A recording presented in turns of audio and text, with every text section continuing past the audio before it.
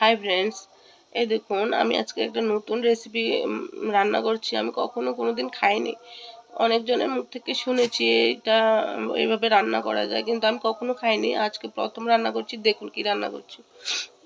এখানে যে আমরা লাউর যে দানাগুলি থাকে এগুলিকে আমি কিছু পেঁয়াজ, কিছু রসুন, কয়েকটা আদা, কয়েকটা বাদাম, কিছুটা সর্ষা সবগুলো দিয়ে মিক্সার করে নিয়েছি।